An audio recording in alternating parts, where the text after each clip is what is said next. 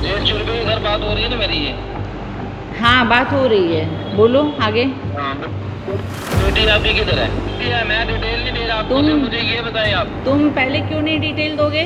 Phone किए हो तो डिटेल दो हमको। मैं इसके ऊपर एफआईआर कर रहा है, इसको जेल में डाल दो, जो भी आपकी बेटी के साथ होगा आप हाँ, खुद जिम्मेदार होंगे। तो हमको बताओ कि कहाँ है बेटी मेरी। हमारे पास उत्तर प्रदेश कोतवाली थाना में अरेस्ट है, बेटी को छुड़वाना है। अरे कौन से उत्तर प्रदेश कोतवाली थाना में है?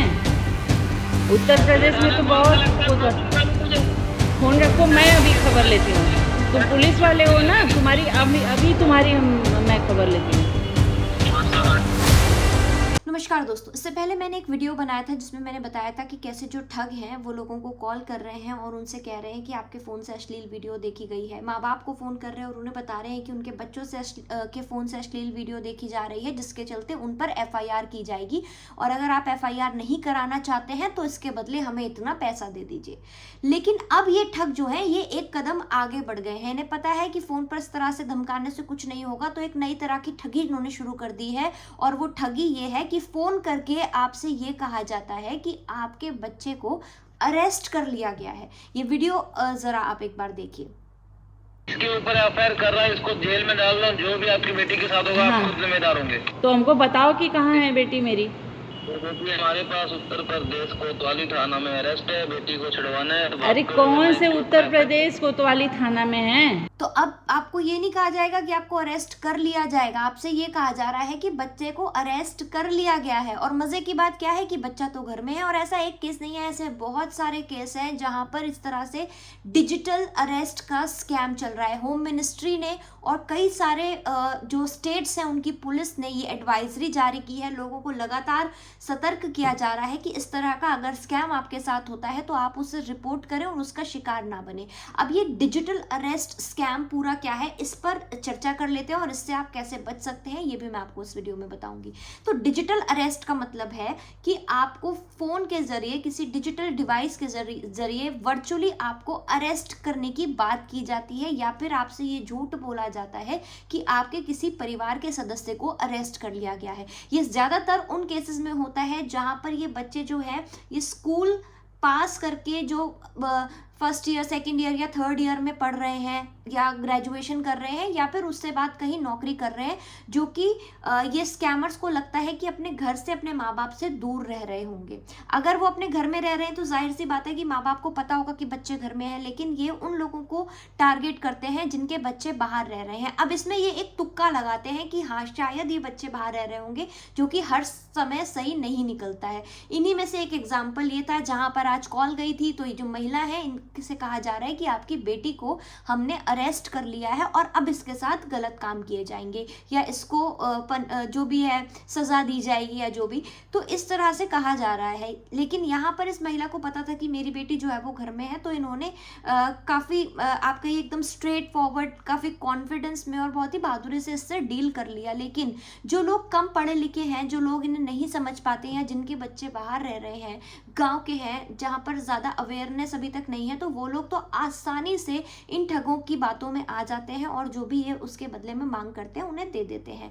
अब यहाँ पर इनको ये डेटा कैसे मिलता है, ये कई लोगों ने पहले भी मुझसे सवाल किया था पिछले वीडियो में कि ये जो ठग होते हैं इन्हें ये डेटा कैसे मिल जाता है, इन्हें कैसे पता है कि बच्चा जो इतना बड़ा है स्कूल में है। तो देखिए दो चीज़ें होती हैं। आप कई बार देखते होंगे कि आप जितने भी ऐप्स अपने फ़ोन में यूज़ करते हैं, आप अपनी डिटेल सोशल मीडिया पर डालते हैं, तो वहाँ पर बहुत ही आसानी से आपका जो डेटा है ये सारा ऐप्स में रिकॉर्ड हो जाता है। तो कई सारी ऐप्स ऑथेंटिक होती हैं जो कि अपना डेटा शेयर नहीं करती हैं, लेकिन कई सारे ऐप्स के जरिए जो डेटा है ये बेचा जाता है कई ठगों को। ज़्यादातर ये जो सारे काम होते हैं ये सेल्स के लिए पहले यूज़ होते थे, जो कि एक तरह से लेजिटिमेट माना जाता था कि ठीक है, किसी को मान लीजिए कि आपने कुछ सर्च करा एक वेबसाइट पर, आप कुछ खरीदने जा रहे हैं, तो उससे रिलेटेड जो और बिजनेस है वो उस वेबसाइट से या वो उस ईमेल ऐप से आपका डेटा खरीद लेते हैं ताकि वो भी अपनी सेल्स आपको पिच कर सके, ठीक है, कि हाँ आपको ये खरीदना है तो अपनी तरफ से सेल्स के मैसेज कर सके ऐसे। तो ये सोच करके डेटा जो है पहले बेचा जाता था, लेकिन अब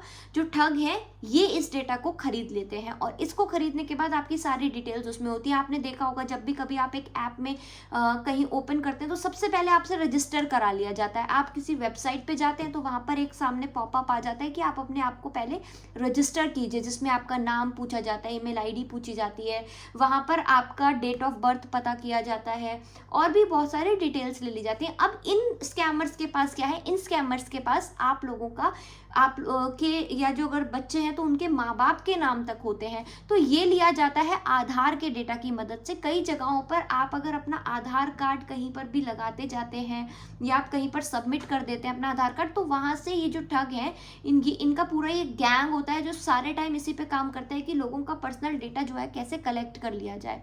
तो ये इस तरह से आपके आधार की डिटेल्स या फिर आपके जो डिटेल आपकी ऐप्स के थ्रू या थर्ड पार्टी ऐप्स के थ्रू मिलती हैं उनको फिर सोशल मीडिया पे सर्च करके तो ये पूरी गहरी रिसर्च करते हैं और आपका डेटा निकाल लेते हैं। आज की डेट में आपका डेटा निकालना बहुत बड़ी बात किसी के लिए नहीं रह गई, क्योंकि हम डिजिटल स्पेस में रहते हैं तो बहुत सारे हम चेक्स एंड बैलेंसेस नहीं करते हैं। तो अब देखते हैं कि आगे इस तरह का स्कैम्स क्या, इस तरह के स्कैम में और क्या क्या होता है। तो सबसे पहले तो मैंने जैसा आपको बताया, फ़ोन करके ये झूठ बोला जाएगा कि आपके बच्चों को अरेस्ट किया है। यहाँ तक कि आप यकीन मानिए किसी एक को बच्चा बनाकर उसकी आवाज़ भी निकलवा लेते हैं ये ठग।